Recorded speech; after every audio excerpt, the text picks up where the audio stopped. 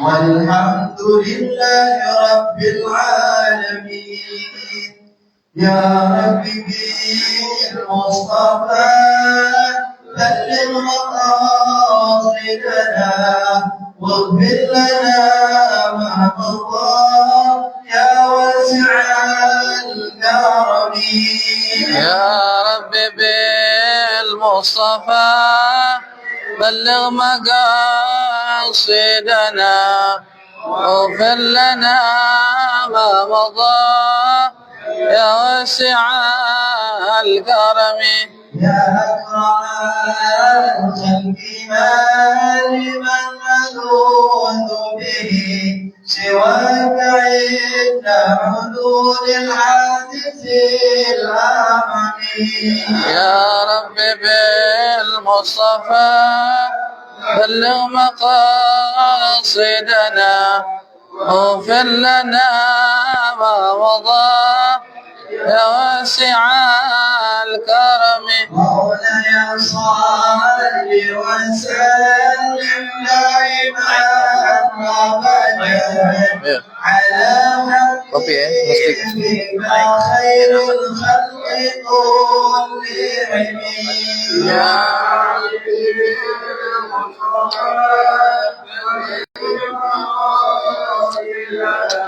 kurang gula dikit ya. Oh nggak pakai, dikit ya, kasih dikit nggak apa-apa. Allahumma salli wa sallim wa barik alaihi wa alihi.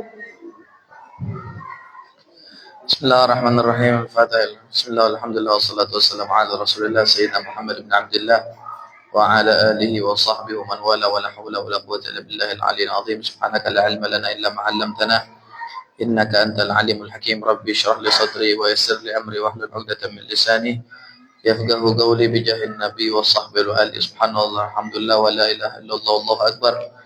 ولا حول ولا قوة إلا بالله العلي العظيم. عدد كل حرف كتب أو يكتب أبد الآبدين ودهر الداهرين. فاتح إلى حضر النبي محمد صلى الله عليه وسلم وعلى أصحابه وأزواجه وذريته وأهل بيته الطيبين الطاهرين وأصحابه الأكرمين المهدين وأزواجه الطاهرات أمهات المؤمنين التابعين. وسلم حج الله صلى الله عليه وسلم. عبد الرحمن صلى الله عليه وسلم. هذا الكتاب سيدنا علي بن عباس الملكي وأسس هذا المسجد كيف وصلي مشايخنا ومشايخهم وأمتنا وأمتنا أن الله توشم الرحمة المغفرة يسكنهم الجنة برحمته والدنا ووالدكم خاصة وأمتنا وأمت المسلمين عامة. أن الله يدخل نيتنا في نيتهم وعملنا في أعمالهم وأخلاقنا في أخلاقهم ونستحضر أرواحهم الطاهرة الزكية في هذا المجلس المبارك ونهدي لهم الفاتحة إلى حضرة النبي سيدنا مولانا محمد صلى الله عليه وسلم. سر الفاتحة. أعوذ بالله من الشيطان الرجيم. بسم الله الرحمن الرحيم. الحمد لله رب العالمين الرحمن الرحيم مالك يوم الدين. إياك نعبد وإياك نستعين. اهدنا الصراط المستقيم صراط الذين أنعمت عليهم غير المغضوب عليهم ولا الضالين. بسم الله الرحمن الرحيم. السلام عليكم ورحمة الله تعالى وبركاته.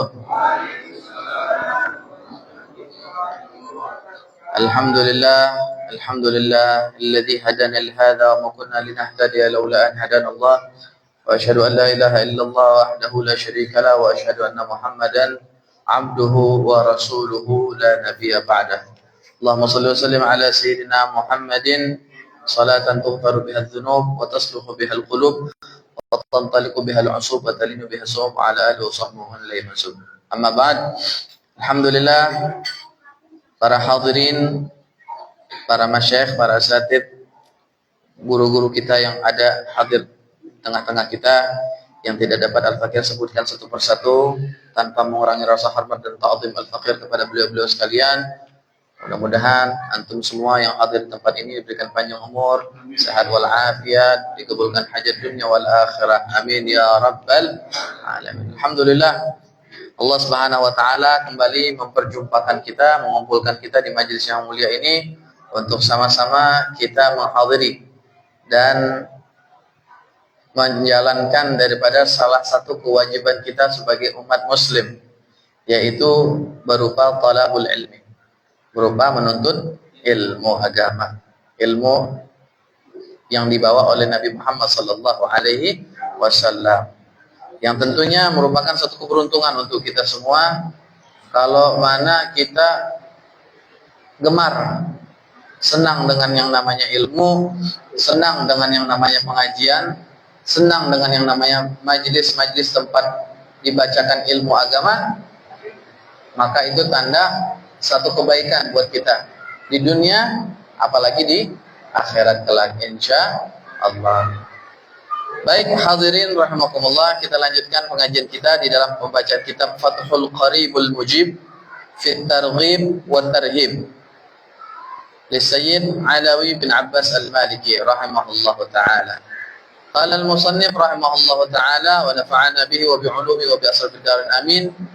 Ila qawlihi at-targhibu fil ikhlasi fi jami'il a'mali wal aqwali wal ahwali wa tarhibu min ta'allumil ilmi li ghairi wajhillah. Di dalam kitab ini sedikit informasi saya ulangi lagi, mungkin di minggu kemarin ada sebagian kita yang belum tahu apa pengajian kita, membahas apa kita di dalam kitab ini. Ini adalah kitab yang berjudul Fathul Qaribul Mujib Fit Targhibi wa Tarhib. Kitab tentang hadis Nabi Muhammad SAW yang bertajuk tentang anjuran dan juga larangan. Anjuran dan larangan dari Allah Subhanahu wa taala yang disampaikan melalui Nabi Muhammad SAW, dan diawali dengan ayat-ayat firman-firman Allah, kemudian dilanjutkan dengan hadis-hadis Nabi Muhammad SAW. At-targhibu fil ikhlasi fi jamil amal. Sekarang kita masuk pembahasan tentang anjuran di dalam amalan ikhlas, untuk kita ikhlas fi jami'il a'mal, di seluruh amaliyah, pada seluruh perbuatan kita, wal aqwal, ucapan-ucapan, wal ahwal, dan keadaan-keadaan, baik amalan kita, ucapan kita, keadaan kita, perbuatan kita. Wa tarhibu min ta'allumil ilmi li ghairi wajhillah.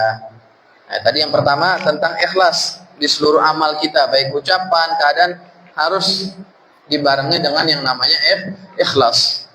Begitu juga wa tarhibu, larangan, ancaman, min ta'allumil ilmi li ghairi wajhillah, bagi orang yang belajar ilmu agama tanpa karena semata-mata karena Allah, selain karena Allah Subhanahu wa taala. Ini ada ancamannya. Ada ancaman bagi orang yang belajar ilmu tapi bukan karena Allah, karena pengen dipandang manusia, barangkali pengen dipuji sama orang lain. Nah, itu ada ancamannya. Wa qala ta'ala, wa qala Allah Subhanahu wa taala, Allah Subhanahu wa taala berfirman, wa ma umiru illa liya'budullaha mukhlishina lahud-din hunafa'a wa yuqimus salata wa yu'tuz zakata wa dzalika dinul qayyimah. Allah Subhanahu wa taala berfirman dalam surat Al-Bayyinah ayat 5. Kata Allah Subhanahu wa taala, wa ma umiru illa liya'budullaha mukhlishina lahud-din. Padahal mereka hanya diperintah menyembah Allah Subhanahu wa taala mukhlishina lahud-din, dengan ikhlas, mentaatinya semata-mata karena Allah Subhanahu wa taala, semata-mata karena menjalankan agamanya, menjalankan agama Allah.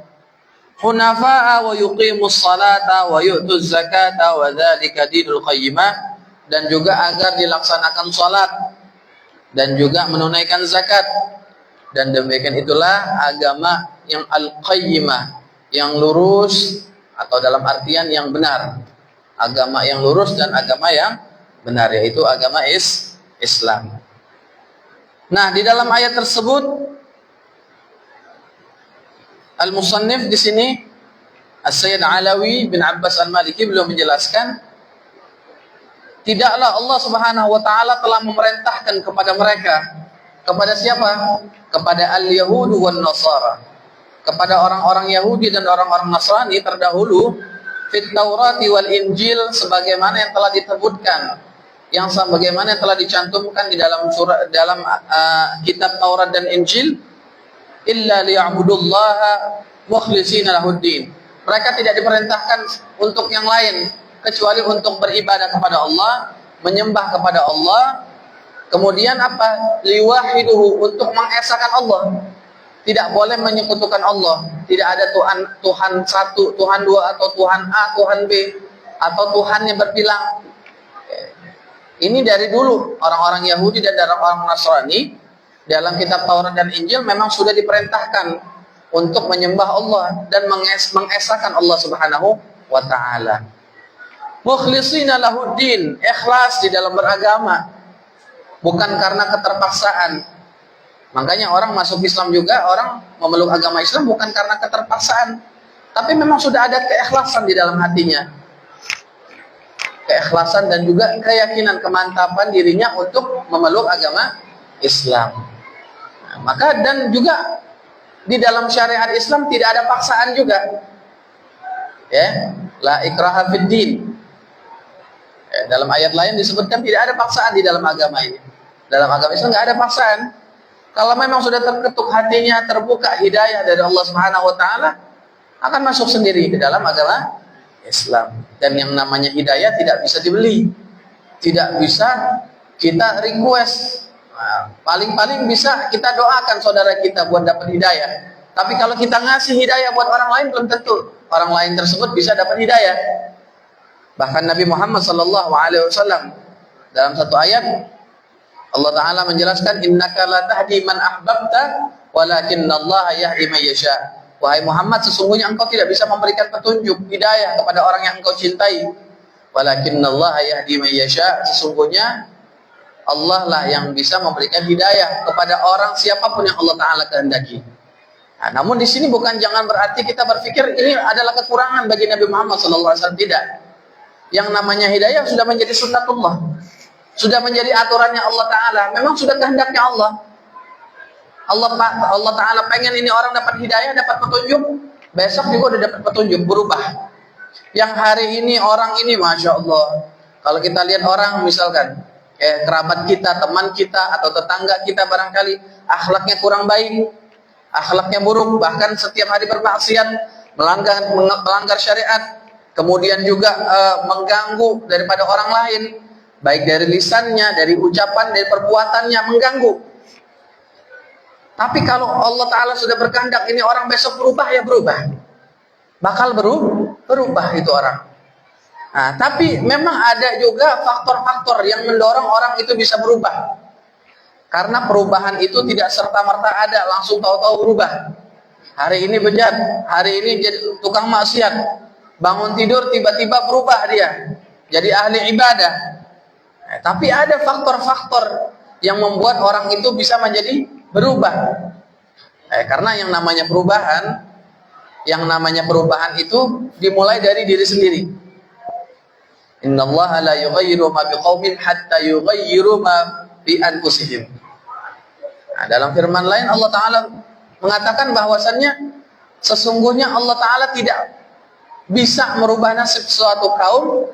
Allah Ta'ala tidak akan merubah nasib suatu kaum hatta yughayyiru ma bi anfusihim, sampai mereka sendiri yang mau merubah nasib mereka.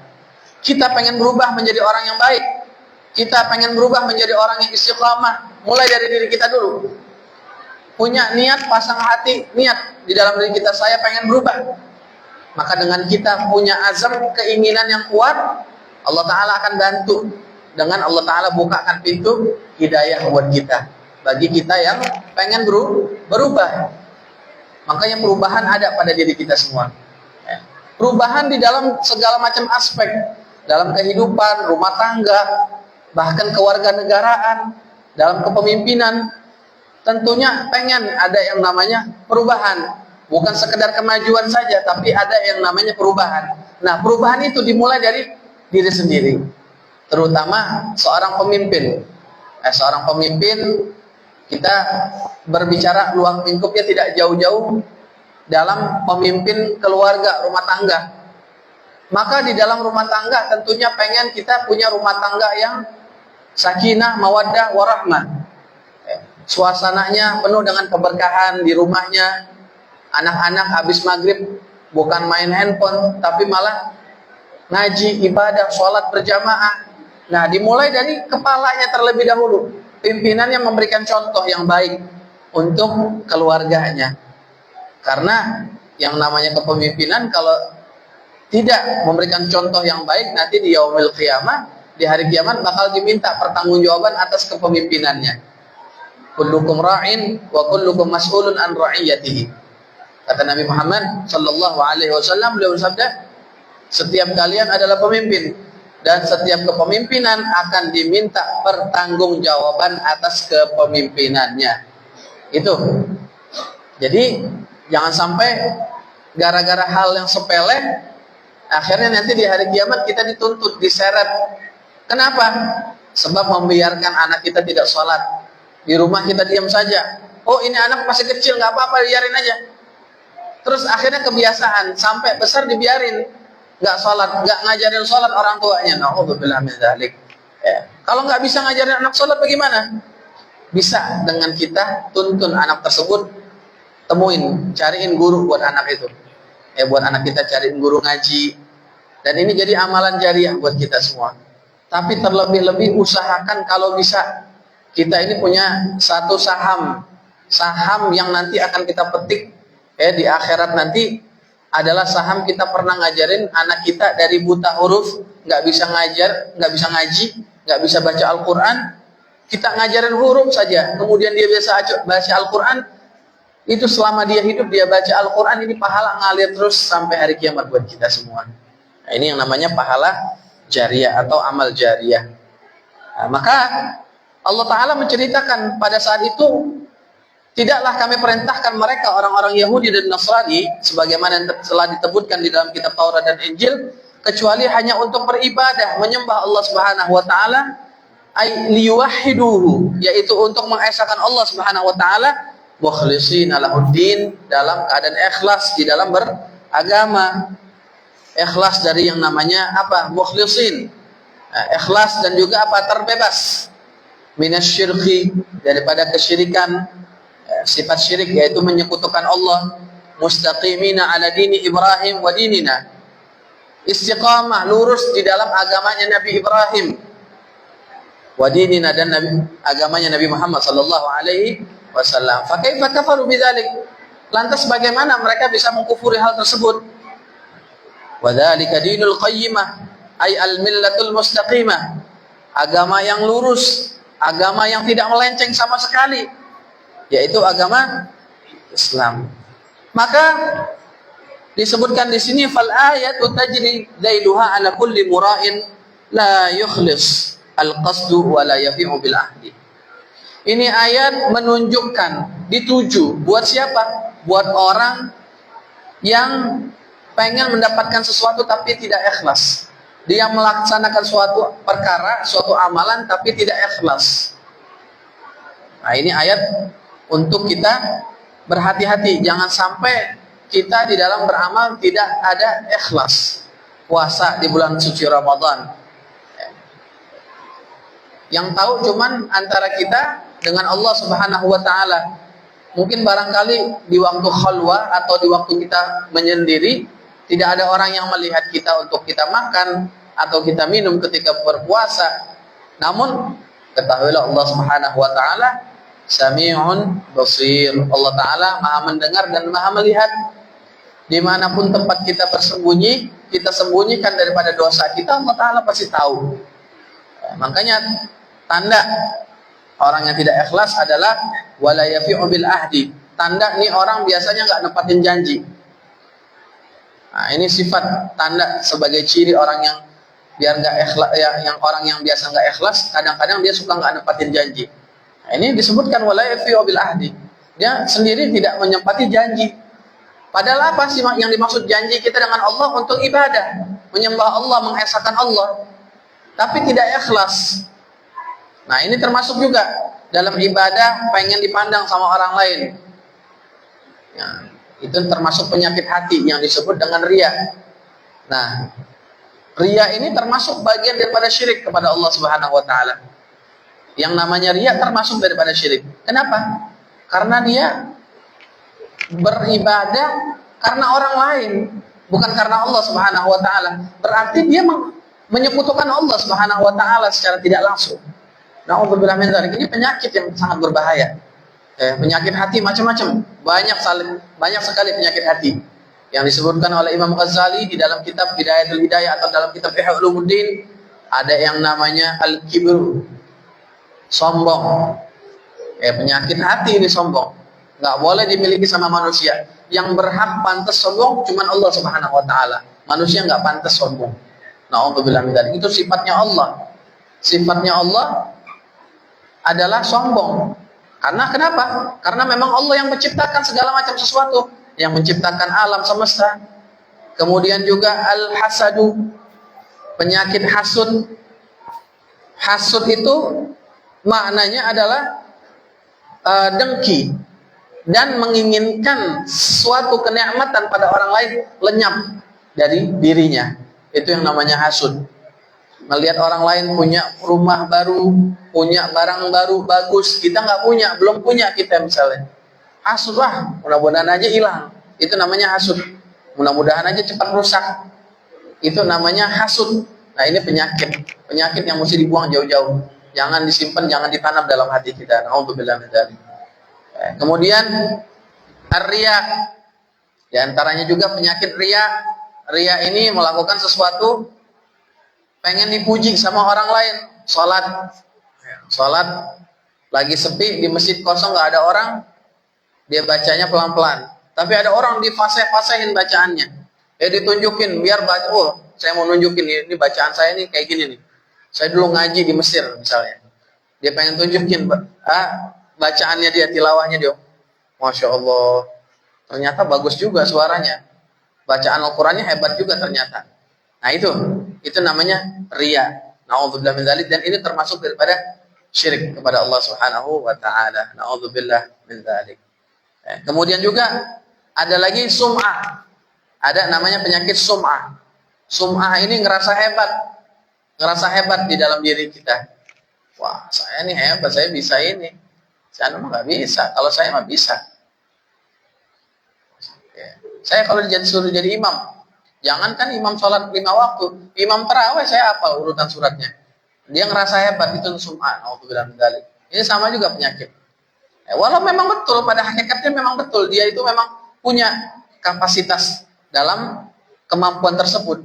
Dia punya ilmunya, dia ngajinya Masya Allah, bacaannya bagus, tapi nggak boleh ada rasa kayak gitu tepis.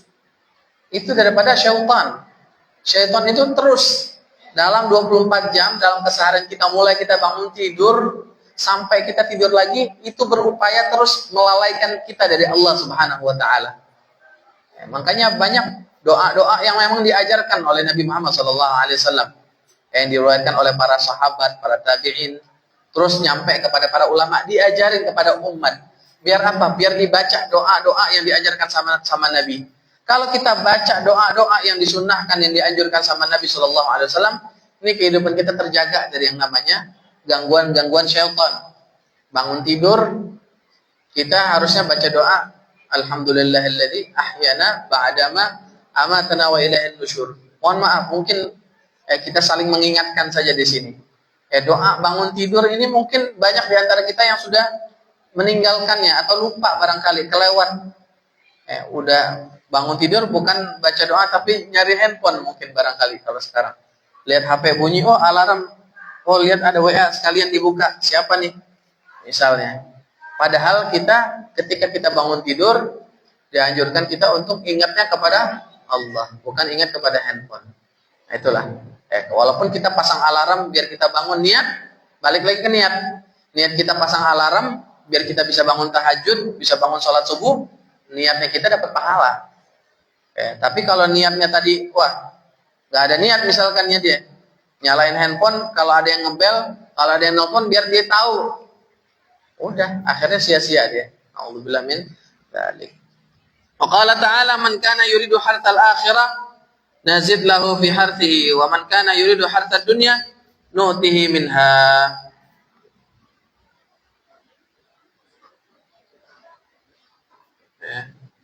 Barang siapa yang menginginkan daripada keberuntungan akhirat, kata Allah Subhanahu wa taala dalam firman-Nya dalam surat Asy-Syura ayat 20. Kata Allah Subhanahu wa taala, barang siapa yang menginginkan keberuntungan di akhirat, maka nazid lahu fi harthi, kami akan tambahkan keberuntungan itu baginya. Man kana yuridu hartsad dunya nu'tihi minha wa ma lahu fil akhirati min nasib. Dan barang siapa yang menghendaki keuntungan di dunia, kami akan berikan kepadanya sebagian darinya saja. Keberuntungan dunia cuma sebagiannya doang. Ya. Wa ma lahu fil akhirati min nasib. Tapi dia tidak akan mendapatkan bagian di akhirat, dia enggak bakalan dapat. Jadi kita kalau berdoa sama Allah Ta'ala pengen dapat keberuntungan akhirat, Allah Ta'ala kasih keberuntungan dunia dan akhirat. Tapi kalau kita pengen dapat keberuntungan dunia aja udah, nggak mau keberuntungan akhirat, ya udah dunia aja, nggak ada tambahan lagi dari Allah Subhanahu wa Ta'ala. Maka ada doa, Rabbana atina fid dunya hasanah wa fil akhirati hasanah wa qina adzabannar. Ya, Rabbana atina, wa minhum may yaqulu Rabbana atina fid dunya wa ma lahum fil akhirati min khalaq. ومنهم من يقول ربنا آتنا في الدنيا حسنة وفي الآخرة حسنة وقنا عذاب النار أولئك لهم نصيب مما كسبوا والله سريع الحساب. Itu dalam surat Al-Baqarah. Itu doa dalam surat Al-Baqarah disebutkan. Rabbana atina fid dunya hasanah. Sampai dijulukin doa sapu jagat. Ada dulu ulama orang saleh ceritanya. Orang saleh yang biasa dimintain doa sama orang. Orang kalau mintain doa sama orang saleh tersebut, doanya mustajab. Selalu apa yang diniatkan, udah orang lain minta doa sama ini orang soleh tadi, diijabah doanya sama Allah Subhanahu wa Ta'ala. Pas dilihat ternyata doanya apa, setiap kali orang doanya itu aja udah. Nah, ya Syekh, tolong doakan saya biar gini-gini. Beliau doanya apa? Rabbana atina fid dunya hasanah wa fil akhirati hasanah wa qina adzabannar. Ada orang doain minta biar hamil istrinya misalnya, biar dapat keturunan. Dan Rabbana atina fid dunya hasanah wa fil akhirati hasanah. Doain biar saya berangkat haji. Rabbana atina fid dunya hasanah wa fil akhirati hasanah wa qina adzabannar. Apa sih maknanya daripada doa tersebut? Rabbana atina, ya Allah berikanlah kepada kami fid dunya hasanah, dalam dunia ini kebaikan.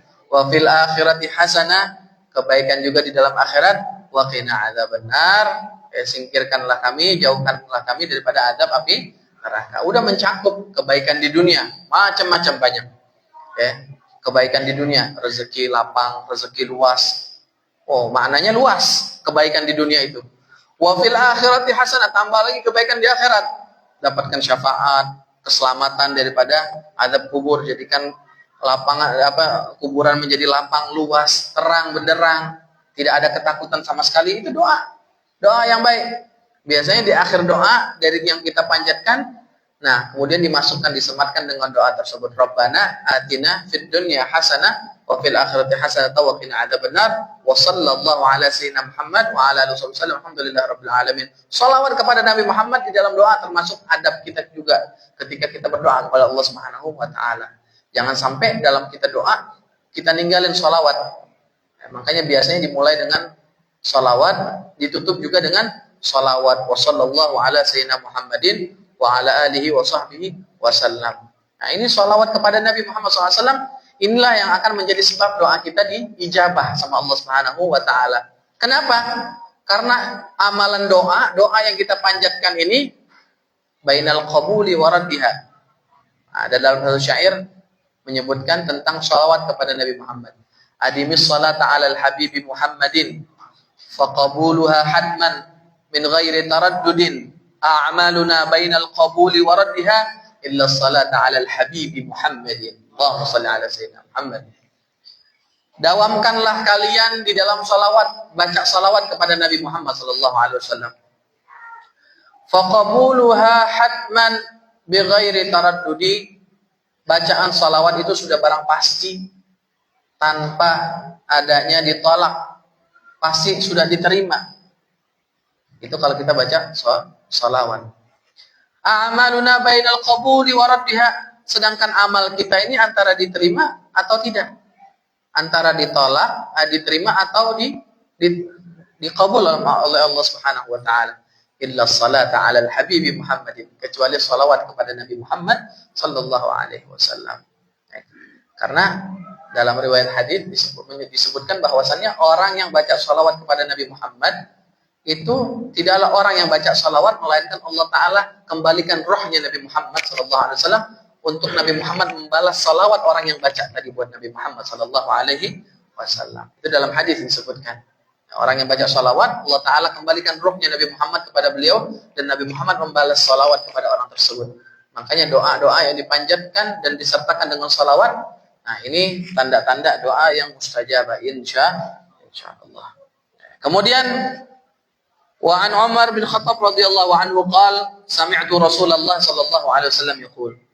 Diriwayatkan dari Sayyidina Umar bin Khattab radhiyallahu anhu, beliau berkata, sami'tu Rasulullah sallallahu alaihi wasallam, aku mendengar Rasulullah SAW beliau bersabda, innamal a'malu binniyat, sesungguhnya segala macam amalan-amalan tergantung pada niatnya.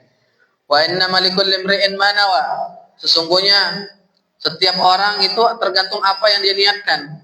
Faman kanat hijratuhu ila Allah wa rasulihi fa hijratuhu ila Allah wa rasulihi.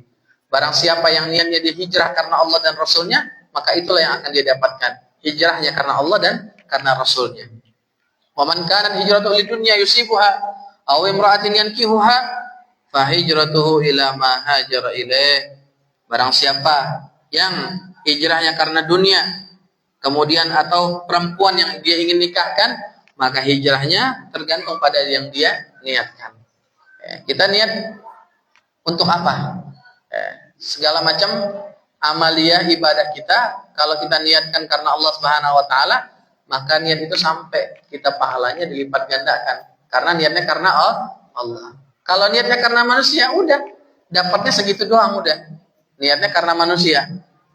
Nah, makanya dalam hadis ini diriwayatkan dari Sayyidina Umar bin Khattab radhiyallahu anhu, huwa Amirul Mukminin. Sayyidina Umar ini sedikit kita ulas, beliau itu adalah seorang Amirul Mukminin, khalifahnya Rasul sallallahu alaihi wasallam, wa tsanil khulafa ar-rasyidin, termasuk khulafa ar-rasyidin beliau yang kedua.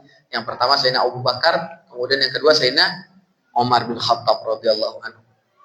Nah, kemudian juga rawa khamsumi'atin wa sab'an wa thalathina hadisan. Beliau telah meriwayatkan 537 hadis.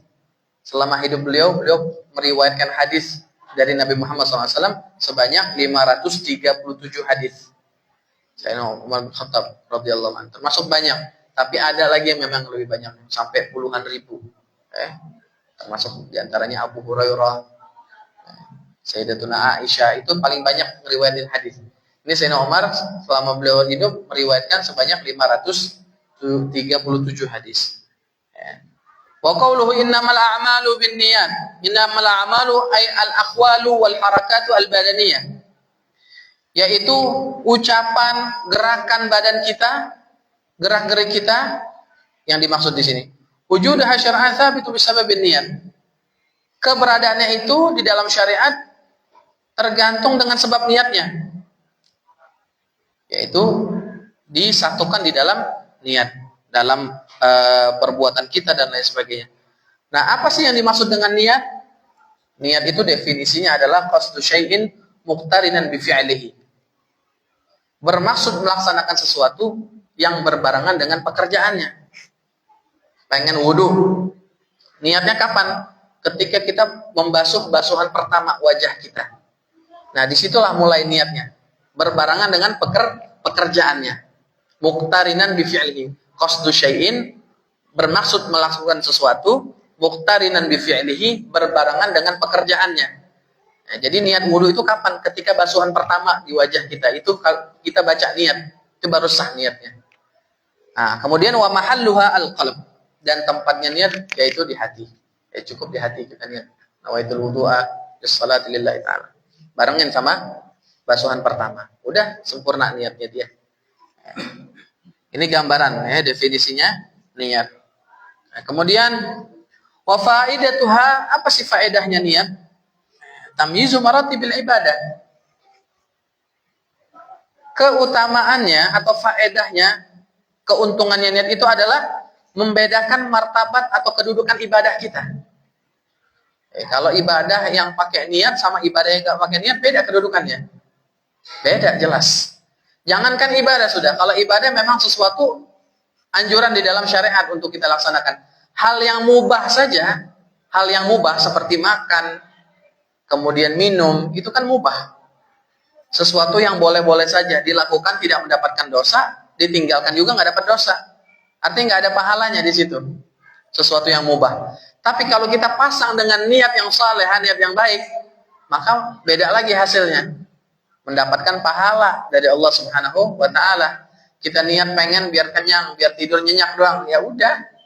Dapatnya begitu doang, nggak dapat apa-apa. Tapi niat kita makan yang banyak biar kita kuat di dalam kita bekerja mencari nafkah untuk anak, istri, keluarga kita, untuk ibadah biar kuat, maka dapat pahala. Pahala sebab apa? Sebab niat. Makanya jangan lupa niat yang baik. Nah, orang sama seperti orang mau menikah, pengen menikah, pasang niat yang baik. Nah, ulama mengajarkan, di antaranya ada Syekh Umar Al-Muhdar. Syekh Umar Muhdar itu beliau ngajarin ada niat di dalam pernikahan itu, dalam nikah ada sampai ditulis 81 niat. Ada jumlahnya sampai 81 niat. Niat untuk ini, untuk A, B, C dan seterusnya. Dibaca itu niat. Jangan cuma sekedar nikah. Kenapa pengen nikah? Ya udah pengen teman saya yang lain udah pada nikah. Ya udah saya nikah aja, ikutin yang lain. Biar enggak ketinggalan juga. Nah, itu udah. Pahalanya sampai situ doang. Tapi kalau dia niat nikah, menjalankan sunnahnya Nabi Muhammad, nah, kemudian macam-macam untuk terhindar matanya daripada kemaksiatan dan seterusnya. Tapi ada satu niat di dalam pernikahan yang luar biasa. Ya. Nah, ada salah satu dai kemarin yang menyampaikan juga. Nah, itu juga dari guru kami, dari Ustaz Saleh Al-Idrus, hafizahullah taala. Beliau ngajarin kita kalau mau nikah pasang niat yang sangat luar biasa. Satu niat apa? Niat buat nyenengin Nabi Muhammad SAW. Orang nikah, orang kawin, nyenengin Nabi Muhammad SAW. Nabi Muhammad senang. Nabi Muhammad bangga, gembira. Nah, dalam hadis disebutkan tanakahu tanasalu tathuru fa inni mubahin bikumul umama yaumil qiyamah. Nikahlah kalian, kata Nabi Muhammad. Tanasalu, berketurunanlah kalian. Banyakin keturunan. Taksuru, banyakin. Berketurunan, banyakin. Jangan takut anak. Oh, anak. Dibatasin aja ada 2 cukup. 3 cukup. 10. 12 yang banyak sekalian. Fa inni mubahin bikumul umama yaumil qiyamah. Nanti akan aku banggakan kalian, ini anak-anak keturunan kalian, aku akan banggakan di hadapan umat-umat yang lain nanti di hari kiamat. Makanya jangan takut pengen punya anak banyak. Ya, niat nikah banyak tadi, tapi jangan niat pengen nikah lagi ntar nih bro. Pengen kawin lagi ntar yang ada. Ini nyemangatin aja udah. Yang belum kelewat udah niatnya udah pasang niat yang baik di dalam rumah tangga kita. Ya udah jangan bilang oh saya pengen ngulangin lagi nih kalau gitu niatnya. Pengen saya ulangin lagi kalau gitu. Maksudnya pengen nyari lagi misalnya. Ya itu tergantung yang di rumah lah kalau itu wallahu alam. Ya. Jadi intinya gambaran seperti itu. Kalau kita punya anak, ya, pengen bebesan, pengen membantu, misalnya, ingetin, kasih tahu. Oh, pasang niat yang baik, niat yang solehah. Niat kamu pengen nikah apa? Ya, pengen memperistri. Oh, gak cuma seperti itu aja, tambahin niatnya. Pasang niat pengen banggain Nabi Muhammad, pengen punya keturunan yang soleh dan solehah, menjadi pejuangnya Nabi Muhammad. Ini bakal jadi dibanggakan sama Nabi Muhammad SAW. Fa inni mubahin bikumul umama yaumil qiyamah. Nanti di hari kiamat Nabi Muhammad bakal banggakan umat-umat Nabi Muhammad yang banyak nanti di hadapan umat-umat yang lain. Paling banyak nanti umat Nabi Muhammad sallallahu alaihi wasallam.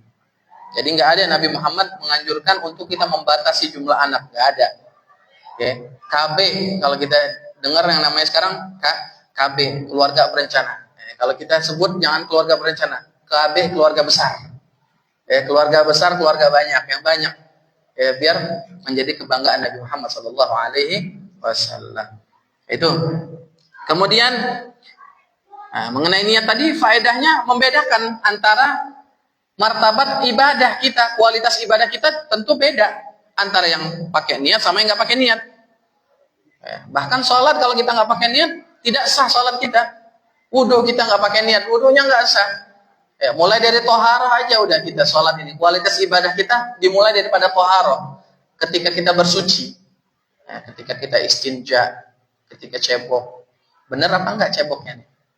Buang air kecil, ceboknya bener apa enggak? Jangan sampai tersisa daripada najis. Kemudian lanjut dia wudhu niat tapi istinjanya nggak sempurna, masih ada najis nempel. Udah seterusnya nggak sah. Udah wudhunya nggak sah, sholatnya nggak sah, semuanya nggak sah. Alhamdulillah min dzalik. Makanya setiap kitab-kitab fikih, para ulama memulai kitab fikih itu dimulai dari kitab toharoh. Nggak langsung ke bab sholat, tapi bab toharoh dulu yang pertama kali dimulai. Kenapa? Karena segala amaliyah ibadah dimulai dari toharoh dulu, bersuci. Pengen sholat harus toharoh, bersuci dulu. Pengen puasa, pengen haji misalnya, atau umrah, harus dengan toharoh. Dan lain sebagainya. Nah, itu jadi dimulai dari taharah, bersuci. Nah, jadi kembali lagi ke dalam hadis ini menjelaskan tentang innamal a'malu binniyat. Ya, segala macam amal tergantung pada niatnya. Kemudian wa tafriqa bainaha wa bainal 'adah. Wa qawluhu innamal a'malu ay kamaluha aw sihhatuha. Sesungguhnya segala macam amal ibadah kita ini, kesempurnaan amalnya dan kesehatan, artinya sahnya amalan kita ini tergantung pada niatnya. Bahkan jaza'al amil ala amalihi, balasan orang yang beramal tergantung pada amalan, tergantung pada perbuatannya. Dia bakal dapat pahala atau bakal dapat dosa tergantung apa yang dia niatkan. Bihasbi niyatihi min khairin aw syarrin, tergantung niatnya, niat baik atau niat yang buruk. Pengen nikah, pengen berumah tangga, ini nikah lagi nih, saya kasih perumpamaan, jangan nikah lagi, tujuannya nikah ntar, enggak, ini sebagai contoh aja, gambaran, tujuan nikah itu untuk apa tadi? Untuk kita mendapatkan kebaikan, sakinah, ketenangan, mawaddah, ketentraman, keharmonisan. Jangan niat syar, niat buruk, niat syar apa? Anaknya si Anu warisannya banyak tuh, gue pengen kawinin dia. Misalnya, niat buruk itu, niat nggak baik kayak begitu. Pengen ngincer warisan misalnya. Nah, ini udah kacau niatnya, udah nggak beres ini. Itu contoh gambarannya. Nah, jadi kayaknya paling enak gambarannya nikah aja udah. Kita kasih contoh gambarannya, perumpamannya nikah aja deh. Biar nyambung. Fala budda min ta'yinin niyyah fil amal. Maka harus kita menentukan niat di dalam kita beramal. Liyakuna muzzi'an, agar mendapatkan pahala. Tadi niat hal-hal yang mubah saja kita pasang niat yang baik. Waqad tajtami'u fi amalin wahidin niyyah. Nah, dan telah berkumpul dalam satu amal dengan niat, yaitu niat-niat yang sangat banyak. Makanya ada satu ulama bikin kitab judulnya Kitabun Niyat. Kalau nggak salah Habib Sa'ad Al-Idrus rahimahullah taala. Ada beliau punya kitabnya namanya Kitabun Niyat. Habib Sa'ad itu siapa, Allah alam, lupa. Alhasil ada kitab judulnya Kitab Niyat, Kitabun Niyat.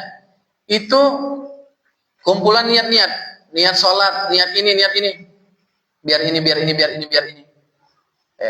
Hal-hal yang mubah, niat makan, niat bahkan niat istinja, niat apa, pasang niat yang baik, niat yang banyak, biar itu dapat pahala. Jadi hal yang biasa, yang tadinya nggak dapat pahala, yang mubah bisa dapat pahala dengan kita pasang niat-niat yang salehah, niat-niat yang banyak. Jangan satu niat yang banyak sekalian. Ya Allah, pengen dapat uang, ya Allah, berikan hamba ini, ya Allah, uang 2,5 M aja, ya Allah, jangan banyak-banyak udah. 2,5 M, ya Allah. Biar apa? Niat saya pengen sedekah buat anak yatim, buat fakir miskin, buat nyenengin orang lain.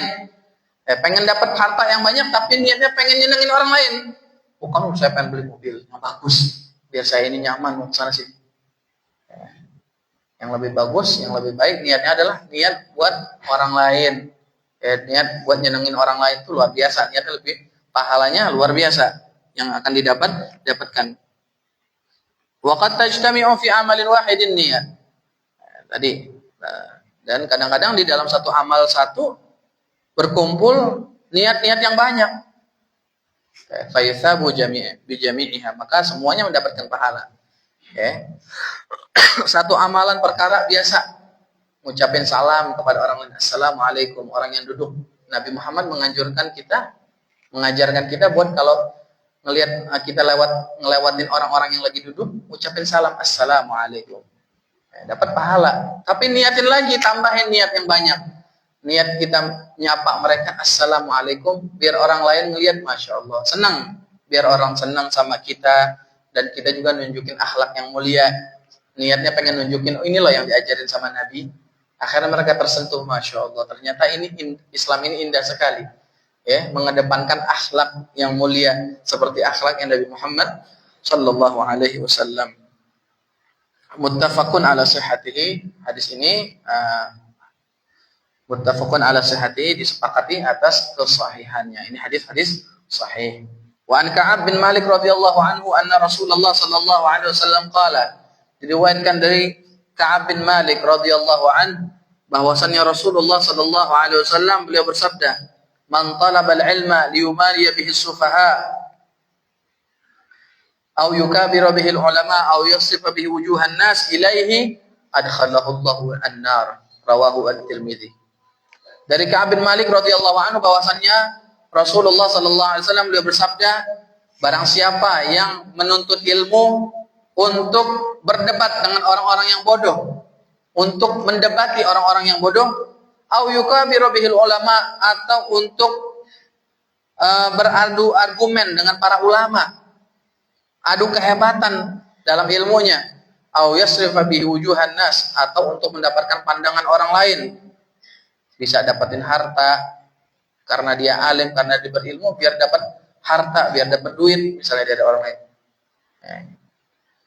Ilaihi adkhalahu Allahun nar, maka Allah Ta'ala akan memasukkan orang tersebut ke dalam api neraka. Na'udzubillah min dzalik. Ya, nuntut ilmu niatnya buat dapat ujian dari orang lain, biar dapat biar bisa berdebat dengan orang-orang yang tidak berilmu. Ya, makanya di dalam syarahnya disebutkan an Ka'ab bin Malik ila akhirih. Ka'ab bin Malik ini adalah salah satu penyair Nabi SAW, ahadu syu'ara an-Nabi SAW. Wa syahidal musyahid kullaha illa Badar. Dan beliau hadir di semua peperangan kecuali perang Badar dan juga perang Tabuk. Wa rawa 80 haditsan, dan beliau telah meriwayatkan 80 hadis. Wa tufiya bil Madinah. Wa tufiya bil Madinah, beliau wafat di Madinah. Sahabat yang bernama Ka'ab bin Malik wafat di Madinah pada tahun ke-80 Hijriah. Dalam hadis ini disebutkan barang siapa yang menuntut ilmu, yaitu ilmu syariat, kemudian untuk apa? Untuk berdebat, untuk beradu argumen, adu kehebatan di dalam ilmunya. Tujuan untuk begitu. Au yukabiru ayunadhir liyadhhar ilmahu. Atau dia untuk tadi berdebat biar kelihatan ilmunya. Hebatnya dia nih. Hebat di dalam berdebat. Au yasrifa bihi wujuhan nas, atau untuk mendapatkan harta atau pangkat. Antara harta dan pangkat, harta tahta. Ini biasanya berdampingan. Udah orang dapat harta, biasanya pengen dapat tahta, kedudukan, jabatan. Harta udah nambah, finansial dia sudah bertambah. Nggak puas, nafsu nggak puas, pengen lagi dapat yang namanya kedudukan, jabatan. Saya finansial udah nambah, pangkat saya harus nambah juga dong. Nggak mungkin saya jadi karyawan terus, saya harus naik. Ini nafsu memang. Berkaitan yang namanya harta dengan pangkat. Kalau tujuan kita menuntut ilmu, ngaji, belajar ilmu agama, tujuannya untuk mendapatkan harta, pangkat, dan lain sebagainya, maka akibatnya apa? Adkhalahu Allahu an-nar jazaan bima amilah. Maka Allah Ta'ala akan memasukkan orang tersebut ke dalam api neraka, jazaan bima amilah, balasan terhadap apa yang dia telah lakukan. Na'udzubillah min dzalik. Maka kesimpulannya dalam hadis ini, wa fil hadithi tahdzirun minar riya'i wal jidali. Ini ancaman dan juga larangan kita di dalam kita ini untuk melakukan riya. Jangan sampai kita riya, dan juga jangan sampai kita suka debat fi ghairi haqqin, kalau nggak ada kebenaran, nggak ada tujuan, nggak ada maksud. Wah, keluar dari pesantren misalnya, atau lama sudah ngaji misalnya, di mana? Udah puluhan tahun, Nyari musuh terus kerjaannya, pengen nyari siapa yang bisa debat sama saya. Ayo debat kita. Ini nggak boleh. Debat-debat ini nggak disukai oleh para ulama. Ya nggak demen yang namanya debat-debat kayak gitu. Kalau nggak ada tujuan, buat apa debat-debat? Ya, yang ada debat nanti emosi, akhirnya baku hantam yang ada. Ya bukan dapat kebaikan, malah dapat keburukan. Ya ribut akhirnya. Gara-gara debat. Berapa banyak orang yang gara-gara debat akhirnya sampai bermusuhan. Ya kita lihat aja diskusi di televisi biasanya kan dibahas politik debat akhirnya siram kopi, siram air ke muka ya macam-macam. Memang ini yang namanya debat berbahaya kalau nggak ada hak, nggak ada tujuan. Ya kecuali kita debat ada orang yang menghina, menginjak-injak daripada syariat Islam. Ya, kita debat boleh. Untuk apa? Membela agama kita boleh. Tapi kalau ujuk-ujuk nyari musuh, pengen debat saya udah belajar tahu ilmu fikih udah. Padahal baru cetek ilmunya, baru seliter paling nggak nyampe, belum. Baru berapa mili, udah pengen ngajakin debat orang lain misalnya.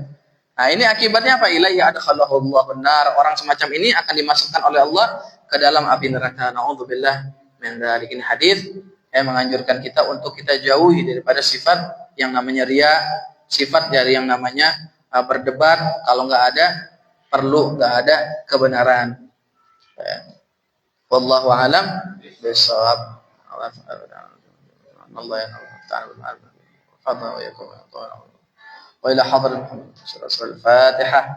A'udzu billahi minasy syaithanir rajim. Bismillahirrahmanirrahim. Alhamdulillahi rabbil alamin. الرحمن الرحيم مالك يوم الدين إياك نعبد وإياك نستعين صراط المستقيم صراط الذين أنعمت عليهم غير المغضوب عليهم ولا الضالين. يا ربنا اعترفنا وأننا أشرفنا على لظى فتب علينا توبة تغسل لكل حوبة واستر لنا العورات واغفر لوالدينا ومولودينا والآل والإخوان وسائر البلاد محبة أو جهرة والمسلمين أجمعين يا ربي فضلا وجودا منا لا باكتساب منا بالمصطفى رسول الله بكل سر صلى وسلم ربي عليه عند الحبي وآله وصحبه عدد تشيس ربي والحمد لله والثناء حمدا كثيرا دائما محبة اللهم وبحمدك أشهد أن لا إله إلا أنت